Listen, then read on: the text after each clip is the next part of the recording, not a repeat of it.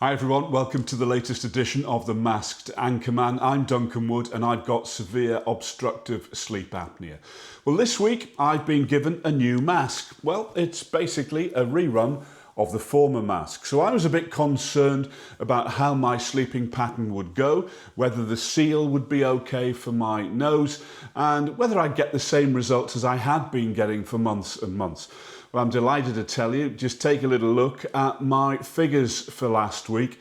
As you can see, 100% all the way through, and I'm absolutely delighted because the mask leak as well, that was very good too. So, good job, I'm sticking with the nasal mask. Now, this week my guest is Dipanshu Ghosh. He's a consultant at St James's Hospital in Leeds. He's in charge of the sleep service in the city.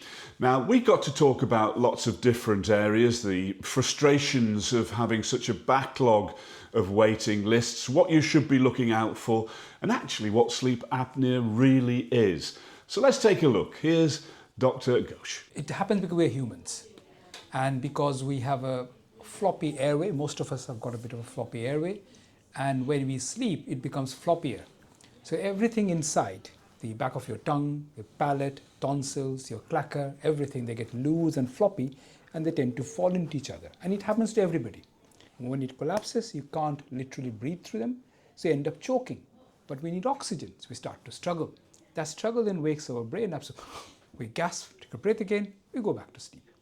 It is perfectly normal to do so up to 5 times an hour. Now imagine if that is happening more often than that, then there's a good chance that their brain will be prevented from going into solid deep sleep.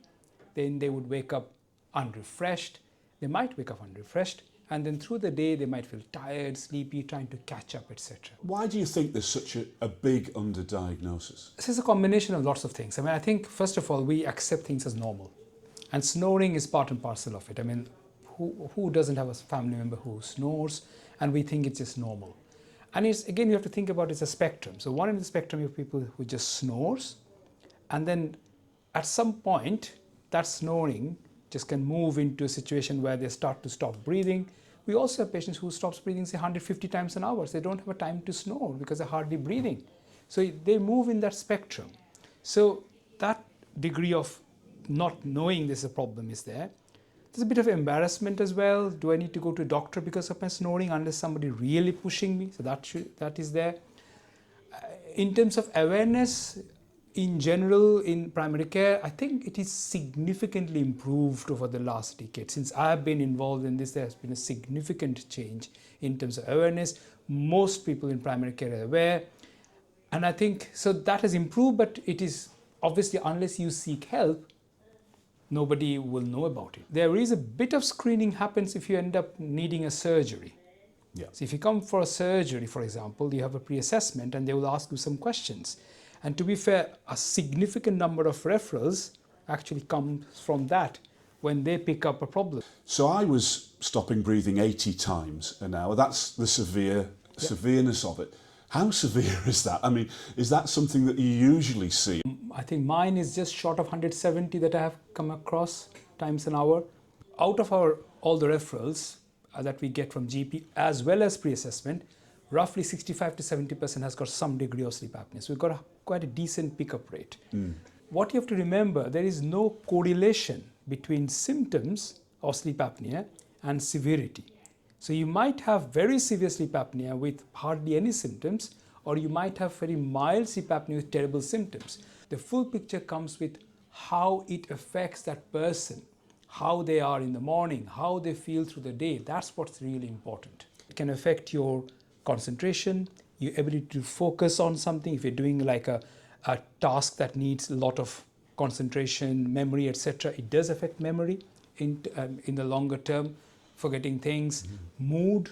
People complain of mood swings. They're feeling, for example, even depression, because we often think that they feel, okay, I've been very low in mood, depressed, etc., which might be true. But if that person is not getting any proper sleep, no wonder they're feeling that way. As it progresses, that ability to focus, to concentrate, can affect tasks that are safety critical.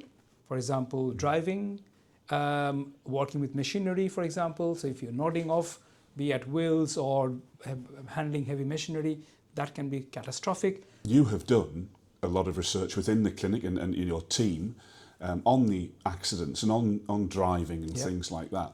What are the major things that you pull out of that, having done that kind of research for a long time now? Roughly a fourth, a third of our patients do have problems with driving. If they have nodded off at least more than once in the last 1 year while driving, that's an absolute red flag. Okay. If they've already crashed because of sleepiness, that's a red flag. But these are rare. You have to remember, accidents are rare. If somebody cannot drive for more than an hour without a break, then we have a problem. That is not normal. Do you think one of the things and the reasons why people don't come forward maybe or haven't come forward in the past is that they might think the licence is going to be taken away straight away? Yeah, and absolutely. that's going to be their career, that's going to be everything, independence gone. Yeah. So that's why we always say that it is really important to identify the people who are at risk so that we can deal with them. If we are overzealous and ask to stop driving to everybody, then people will now not come forward, full stop. They know the moment they're going to the clinic, they're going to lose everything. So they're not going to come forward. At the same time, if we allow somebody who is at risk, then that can be catastrophic. So getting that balance is really important. Once a diagnosis has been made, and if they do have problems with driving, if we treat them and if they respond, then licensing is not an issue. I was diagnosed within 3 weeks and had my 3.5 weeks. Yeah. Was it just simply because my red flags probably came up? So the two things, I think, so historically, this is what we want to do. So referral, they will come in, they will have the test done, they will wait for the results will be told to them, and they will receive the treatment same day. Is that what happened to you? That's what happened to me, yeah. Obviously, COVID hit us really hard and we got significantly behind with the waiting list. So recently, we have restarted this one-stop clinic, not in the full capacity, but we are doing one-stop clinic. So people who have definitely got symptoms like yourself will be triaged for those sort of one-stop clinic. Yeah. So if the referral is of good quality and we've got the right information, then we can triage them appropriately. And that's really important, get the right information from primary care. What are the symptoms? And if we identify them, then we can triage them appropriately to that clinic, then their treatment will be kind of almost expedited because you'll be diagnosed and get treatment straight away.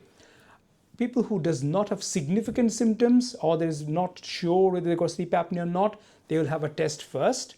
They'll have to wait for the result, and then we will see them in clinic at a later date. And that's where we do have backlog, but we are working on it.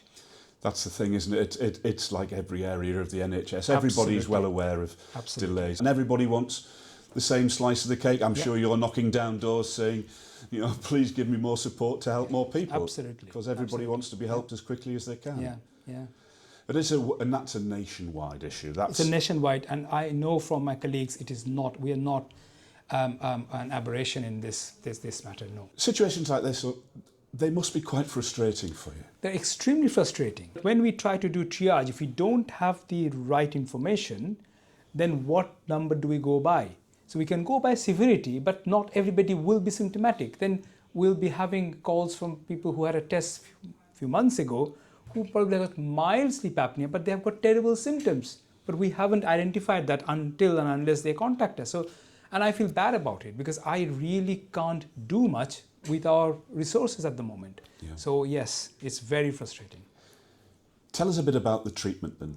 I always hear that the CPAP is the gold standard. Yep. Is that the case? Yes. The beauty of CPAP is it doesn't care where the collapse is. All it does, it pumps in air to keep everything open. Other treatments involve, for example, mandibular devices. Okay, so that's essentially what it does. You wear something like a gum shield at night, and it draws the lower jaw forward slightly, like this. So all it does, it brings forward the tongue, so the back of the tongue, it doesn't fall back and block the airway. And even a millimeter shift can make a big difference because the volume is cubed, so you actually open up the airway significantly even by shifting by a millimeter. And of course there are interventions that you can make which will stimulate Yes, the airway so to that's open. something actually yesterday was in Leeds. We've just started the procedure. Our first surgeries went ahead yesterday. So this is hypoglossal nerve stimulation. So it's a device. So essentially it's like a pacemaker. It sits on the right side here.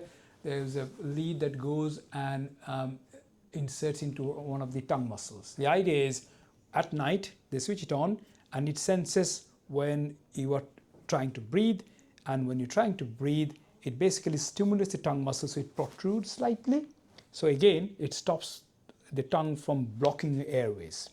And there are trials with Zeus, which is something that comes outside and again is used as a So simulator. it uses like a vibration kind of thing to counteract the, again with it. Again, that will be probably suitable for more milder degree of sleep apnea. And I think they have, just like hypoglossal nerve stimulation, there have been studies done without sticking the probe into the tongue muscle, but stimulating from outside. Yeah. Okay. Yeah. There have been quite a lot of studies done from guys in St. Thomas's. My colleague, they have done quite a lot of work in that. There are drug trials going on as well. So there are ongoing drug trials affecting our breathing centers and how it can stimulate that. So there are some suggestions of some promising results from some of the trials. They're not, some of them are used in America, but we're not there yet. Deep, thank you so much for all of that. Really appreciate your help. Thank you. My great thanks once again to Dr. Dipanshu Ghosh for taking time out of his hectic schedule to sit down and have a chat with me. I hope you found it useful and informative. If you liked the episode, press the like button if you wouldn't mind, and subscribe to the Masked Anchorman channel so you get the latest updates. Remember, this is a hugely underdiagnosed condition. More than 8 million people in the UK are thought to have obstructive sleep apnea, but 85% of them do not know they've got it. That's it for this week. Join us again for the next episode of The Masked Anchorman next Thursday. But until then, remember, sleep well.